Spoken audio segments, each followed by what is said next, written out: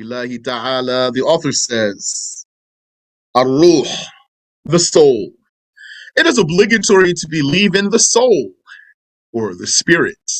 It is a subtle body, meaning very light, very subtle, very soft. Like air is subtle, like light is subtle. The soul is subtle like that. Intangible, yes.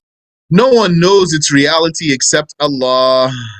Allah made the norm that life is sustained in the bodies of angels, humans, and genies and animals as long as those subtle bodies are merged with them.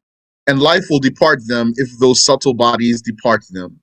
The case for the humans usually is that the installation and uninstallation of the soul is by the angels. So how does the soul get in there in the first place? The angel comes and blows the soul into the baby, into the fetus. How does the soul come out of there? The angel of death comes and he pulls it out. So they don't clone anything. You should know that. Cloning is nothing. It's not true. They never did it. And they're not able to bring about life through any scientific means. When Shaykh says here, Allah made the norm that life is sustained in the bodies of angels, humans, and jinn, and animals as long as those subtle bodies, the souls, are merged with them, meaning merged with the flesh. As long as the soul is merged with the flesh, usually, then the case is going to be that this body is alive. So the humans are unable to achieve life through scientific means, mere scientific means. Because that soul, speaking for humans, I don't know the case of other than humans, that soul, in terms of the humans, is installed and uninstalled by the angels in the first place. And life will depart them if those subtle bodies depart the flesh. It is created, the soul. It is not eternal. Because everything other than Allah has a beginning. Whoever says that the soul is eternal and not created has blasphemed, like Ibn Taymiyyah, who says there are kinds of things with Allah in eternity, just not before him. They just weren't existing before him, but there always was something with him, so it's eternal. It's a kufr. He didn't say the soul in particular. I'm just taking a shot at him because I found the opportunity to do so. And likewise, whoever says the animals have no souls, Shaykh says that's blasphemy. Like what was said by Muhammad Mutawalli Ash-Sha'rawi in his two books, the one of tafsir and the one of fatwas, religious verdicts. Now the case where someone would say, hey, he's a sheikh, he's a scholar, they think. You're a takfiri. You can't make takfir on him. He's a scholar. So Shaykh says, he denied that animals have souls, and that's kufr. That is contradicting the Quran and is objecting to what is witnessed. It's contradicting the Quran. He's going to give us the ayah. And objection to what is witnessed means the fact that we see that the animals are alive. We see them moving around. They have a cat or fish or dogs, or you see the squirrels and the birds. They go around, they go back and forth, to and fro, doing what they want to do. And then something happens to them, they die, and then they don't move anymore. They don't move around anymore. The cat gets hit by the car, he hops around, and his eyes bulge, and then he just dies there. And the little bird falls out of the tree and turns purple, and he just sits there on the sidewalk. So this is what the Shaykh means by objection to what is witnessed. Yani, what we witness, the obvious difference between what's alive and what's dead. And as for the Quran, the Exalted said, وَإِذَا الْوُحُوشُ حُشِرَتْ, and on the day of judgment, when the beasts will be herded, beasts will be gathered. Yani, the beasts will be brought back to life is the meaning. That's what the evidence is. That's where the evidence is. The beasts will come back to life. Their bodies will be recreated and reunited with their souls, and then they come back to life again. And then they avenge themselves from each other. What does that mean? They avenge themselves from each other. It's what the Prophet said here in this hadith. The Messenger of Allah sallallahu alayhi wasallam said, لَتُؤَدَّنَّ الْحُقُوقُ إِلَىٰ أَهْلِهَا. Certainly the rights will be given to those who deserve them. يوم القيامة, on Judgment Day. حتى يقاد للشاة الجلحاء من الشاة القرناء, to the extent that it would be granted to the hornless sheep over the horned sheep that butted him. The hornless sheep that got butted by or butt by the horned sheep. Allah Ta'ala will give that hornless sheep horns. They will hit back the one that hit him. And then they will both turn to soil. That's narrated by Muslim.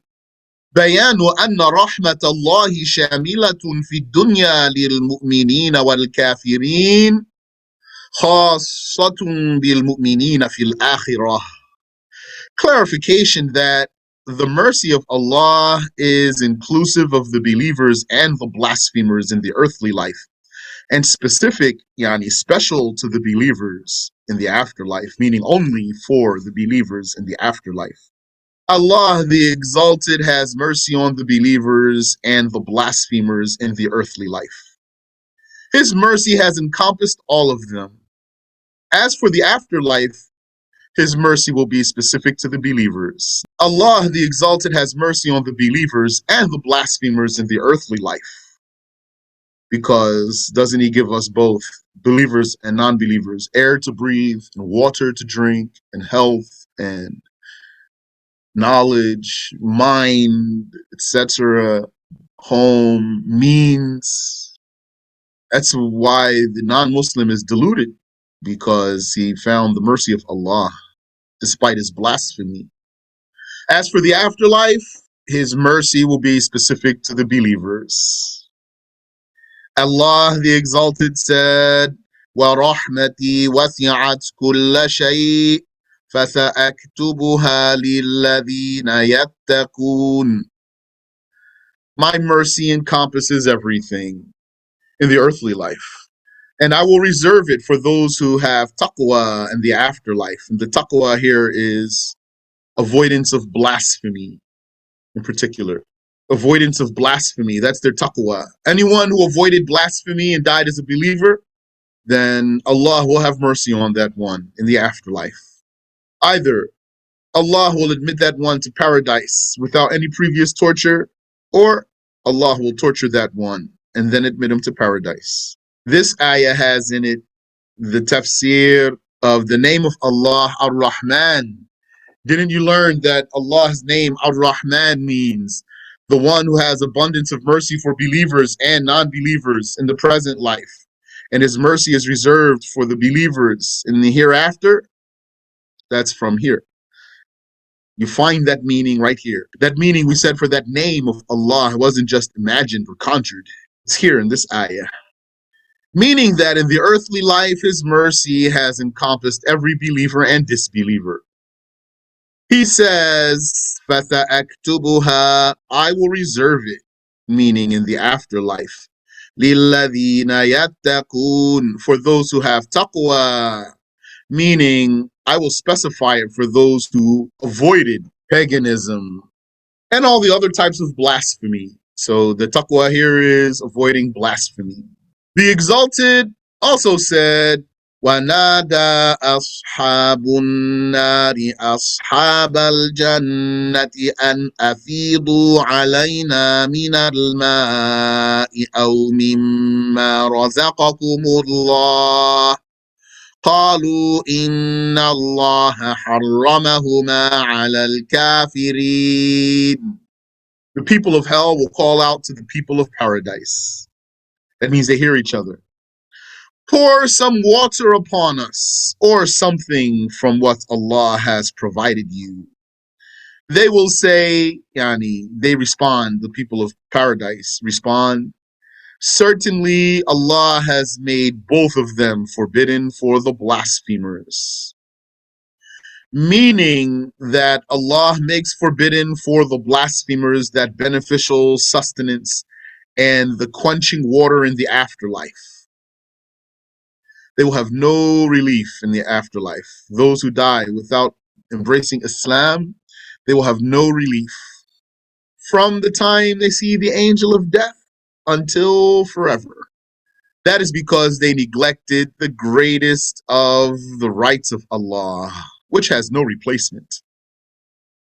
And there's nothing to put instead of worshiping Allah. And that is believing in Allah and His Messenger. That has no replacement. And there's no way to redeem that if you missed it. No money can pay for that. Furthermore, Allah made entering Islam, which is the greatest endowment from Allah, easy, which is by uttering the two shahadas after knowing Allah and His Messenger. Uttering the two shahadas after knowing Allah and His Messenger. Yani, if you say the shahada, believing in it, and hating all blasphemy, that doesn't mean that you have in your mind present every instance of blasphemy that there ever could be. No, it's enough for you to know what blasphemy means, and that anything that is blasphemy, you hate it. You don't accept it. And you say the shahada. With this in your heart, believing in the meaning of the shahada, you say the shahada, believing in its meaning, even just believing in its general meaning without details.